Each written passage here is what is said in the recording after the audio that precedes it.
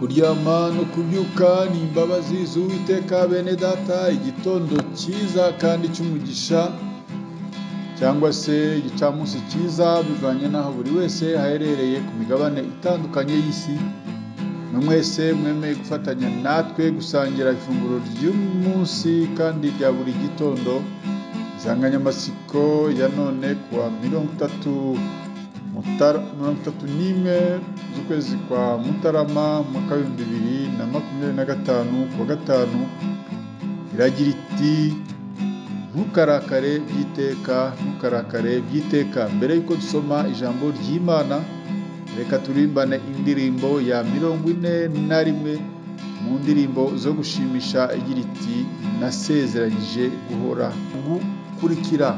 Reka turirimbane iyo ndirimbo, niturangiza dusome ijambo ry'Imana.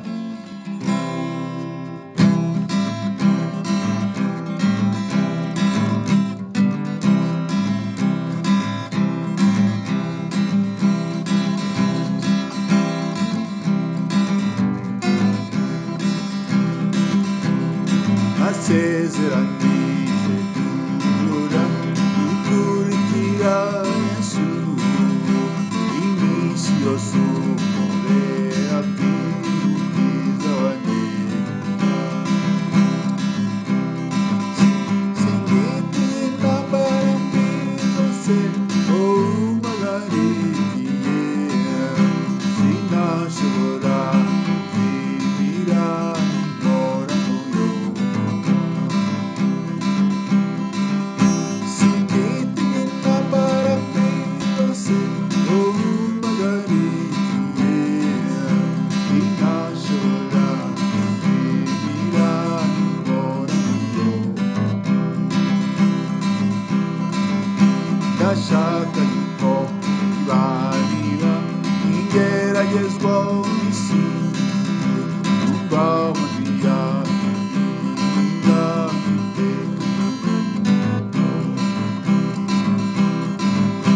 ababisha baranyegereye bari inyuma imbere, nyamara n'isumbi y'utundi ababisha baranyegereye bari inyuma imbere, nyamara n'isumbi y'utundi mukijwi ryawe numvise indutira yose, unyongore n'umutima ntugirayo orubwira ibyo kubwira kandi orubwira uvuge ngo nanjye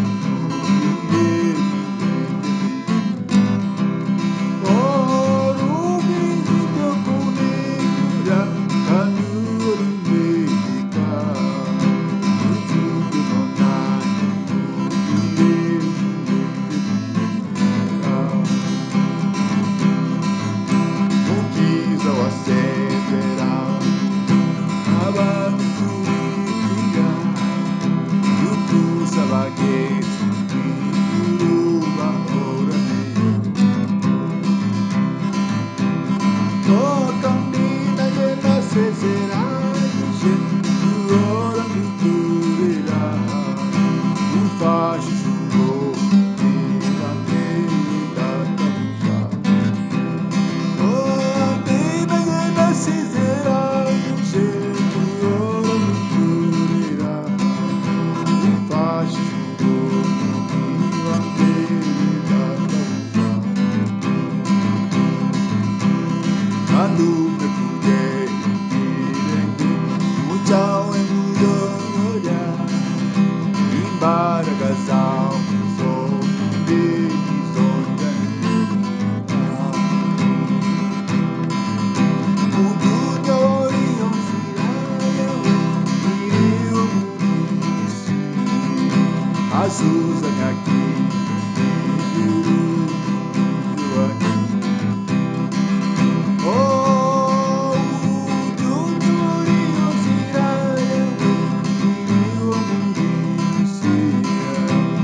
asuze nyakire mu ijuru umukunzi wanjye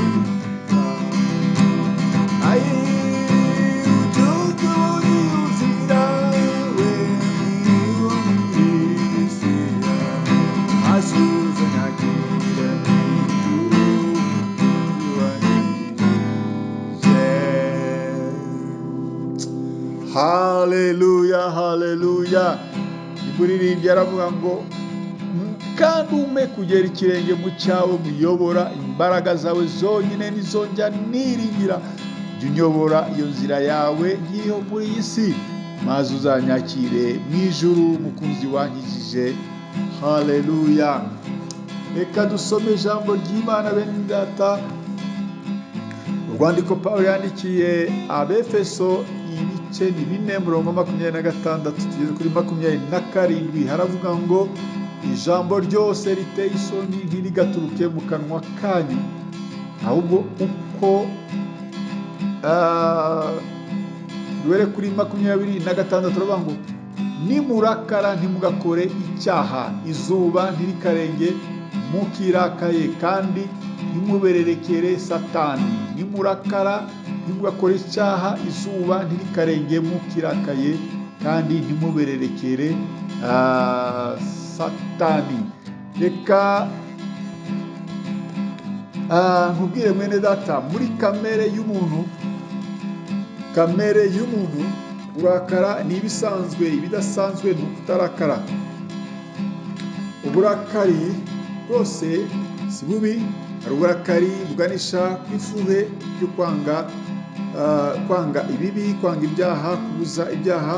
Hakaba no ku burakari bw'ibyaha, uburakari bwo kwanga ibyaha. Mwibuke Yesu yinjira mu isinagogi agasanga bahinduye urusengero iguriro, akabokeranya imigozi, akatangira kubakubita abavunjayi n'abandi bose bari barahinduye inzu y'Imana isenga y'abambuzi.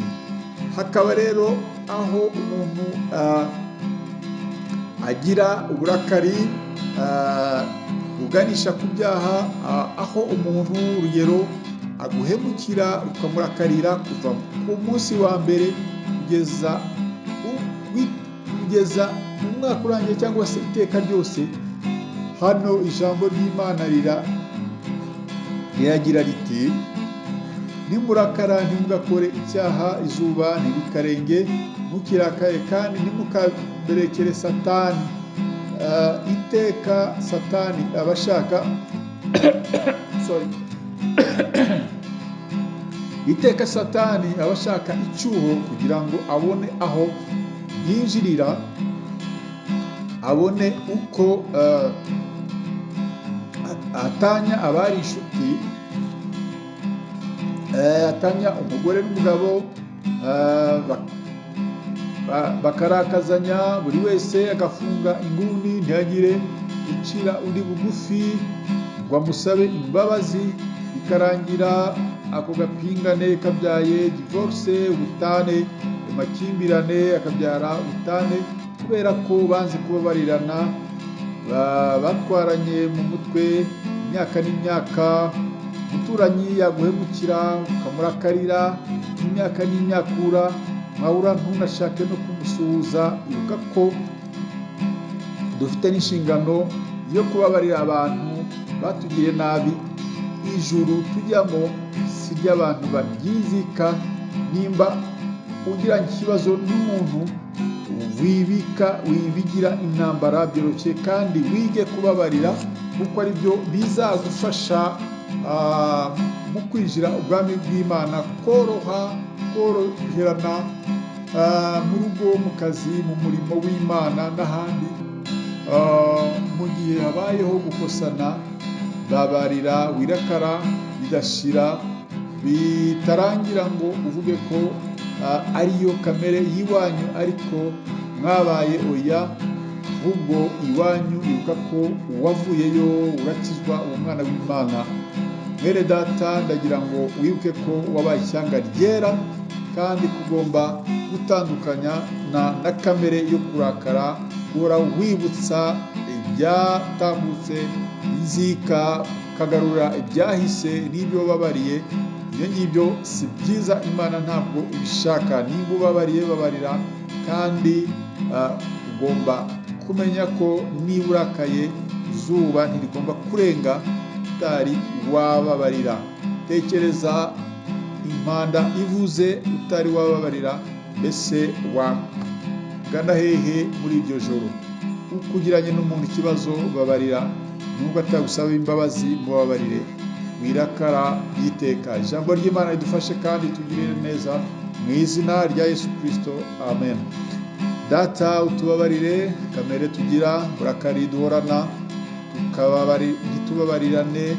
Mwami Yesu, tukagirana inzika hagati yacu, tukagira uburakari, tukarakarira abaduhemukiye igihe kirekire. Utubabarire Mwami, kugira inzika mu mitima yacu.